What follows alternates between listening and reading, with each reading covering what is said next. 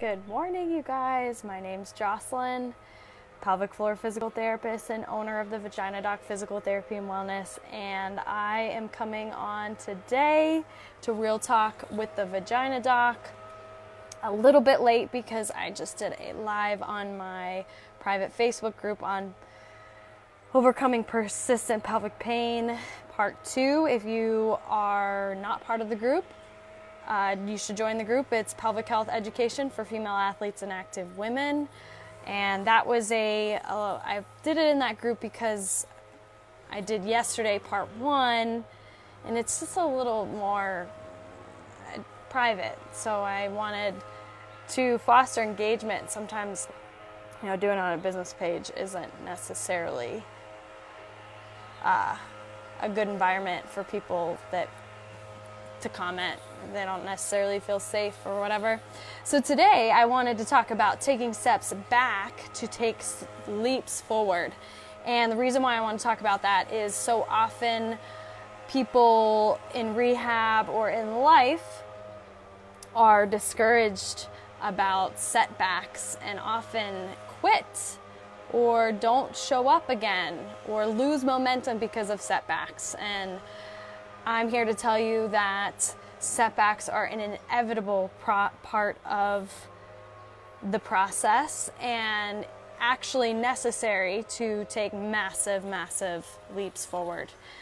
I'm going to share two different examples of how I've experienced and witnessed this, and hopefully that gives you some motivation or some inspiration in your journey, whatever your journey is that you're taking. Good morning, Callie. Callie, I miss you terribly. I hope that you reconsider and move to Arizona. So let's share back to the live. I have someone that I'm working with, and the first time I worked with him, he's been through a lot of hard times with his health history, and basically walking was a struggle. Walking for any amounts of time. Couldn't walk continuously for 6 minutes with a 4-wheeled walker. And we're not quite at 3 months, but he has this something about him where he is so driven, and he's such a student. He's going to be 80. He's older. So he really struggled to even walk for 5 minutes when I was initially working with him. And the other day, 2 visits ago, we experienced a setback. So, number one, before I talk about a setback, I just want to say, we've progressed him to... I have been working with him, and he went from 4-wheeled walker, now he's using 2 canes. 2 canes. And it's freaking so cool, because using 2 canes, there's a lot of coordination that goes into it. And he was so encouraged by this progress, right? And then we reach a point where he's so sore. We did a little bit overdoing it, but in that 2 visits ago, he was only able to do not even a quarter in the same amount of time that we did in the visit previous. And I was like, look, man, I know this sucks, but this is this stinks. Sorry, I forget I'm on my business page. I know this is not something you want to experience, and it's really hard and discouraging, but this is an absolute necessary thing. You got to take a step back to take a step forward, because you get too confident. You lose sight of the process and the grit that is required in this. I swear, the leaf blowers follow me. Man, if it's not the leaf blowers, it's the roofers.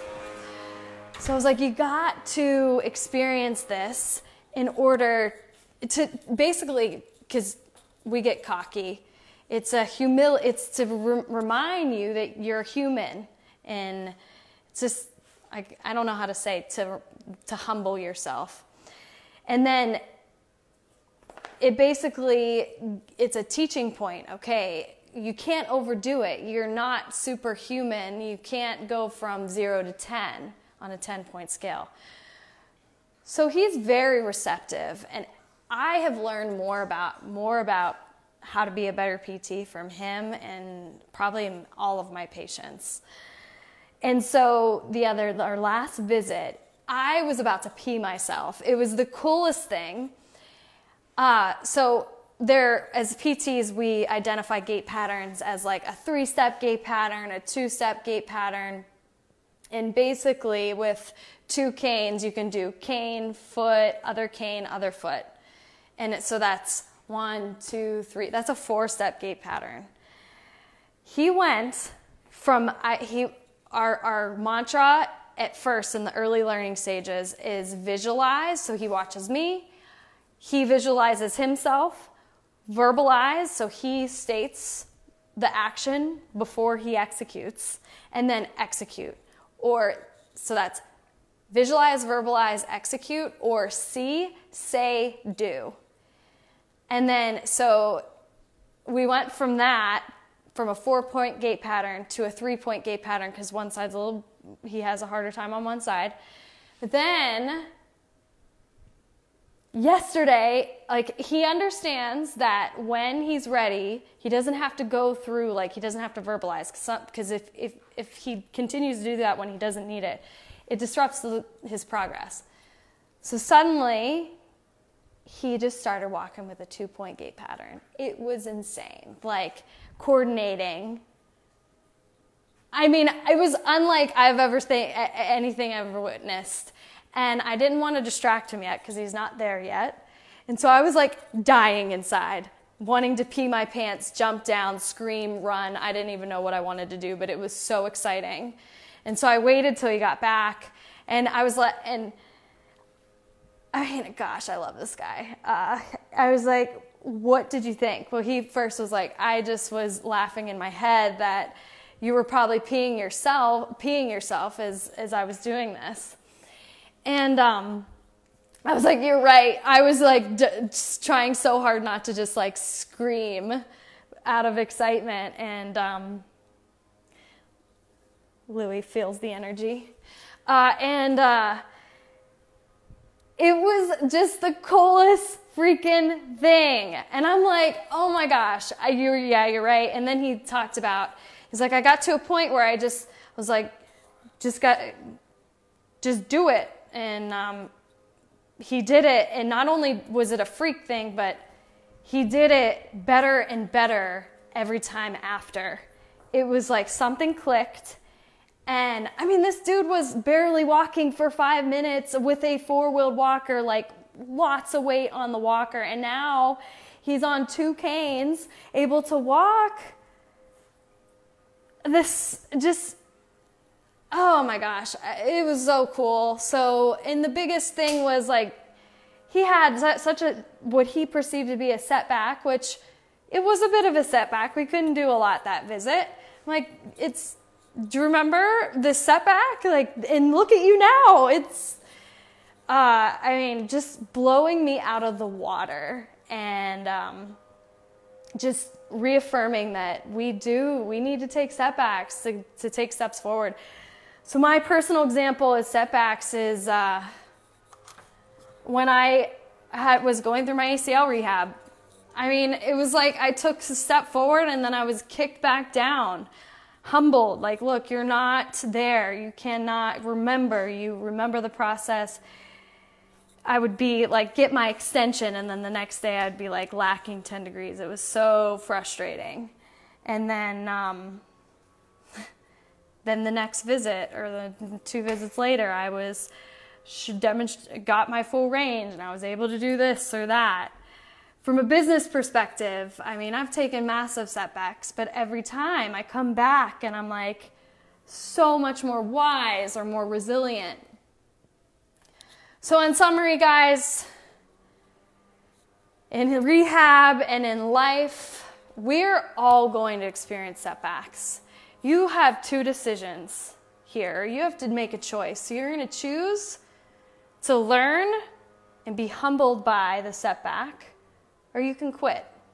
If you choose the first and you get back at it, you're going to learn, or you're going to be more resilient the second time. And if you see it through, you're going to take a leap rather than a step.